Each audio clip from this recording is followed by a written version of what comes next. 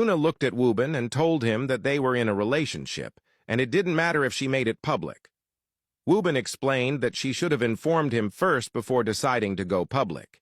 He added that they were public figures and situations like this could easily be blown out of proportion.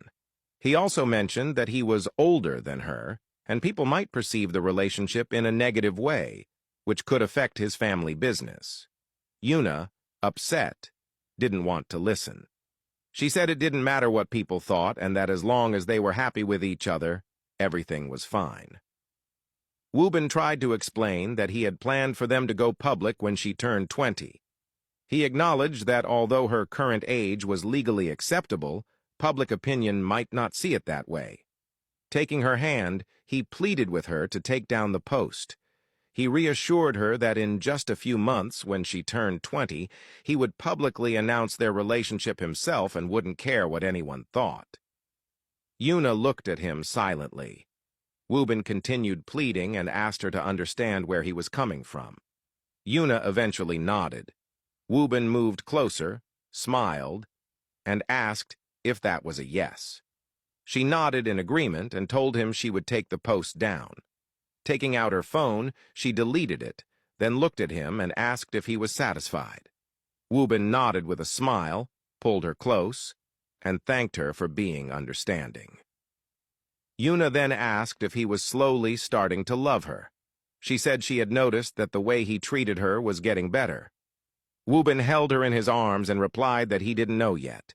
He admitted he was still a bit confused, but was sure that sooner or later he would let go and fully give himself to her. Yuna asked him why he loved Minsu so much, especially since they had never dated. She remarked that the way he felt for Minsu seemed deep, as if they had a history. Wobin laughed lightly and ignored the question, but Yuna kept her eyes on him, waiting for an answer. Noticing her persistent gaze, he eventually said that sometimes the heart is hard to understand, and he didn't even fully understand his own feelings. He jokingly asked if she was jealous of Minsu. Yuna said she wasn't, and that Minsu was obviously a lovely person. She even added that if she weren't a woman, she might fall in love with her too. Wobin then changed the topic and asked if she was joining them on vacation. Yuna's face lit up with excitement. She said that wherever he went, she would be there. She excitedly shared how she couldn't wait for the trip. Wobin asked if she wanted to share a room. Yuna immediately agreed without hesitation, but Wobin laughed and said he was joking. He added that it was better for them to sleep in separate rooms because she was so beautiful that he wouldn't be able to control himself.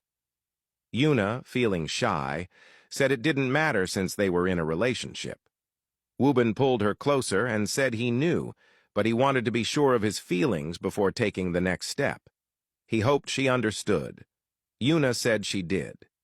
They stood together with Wobin holding her tightly.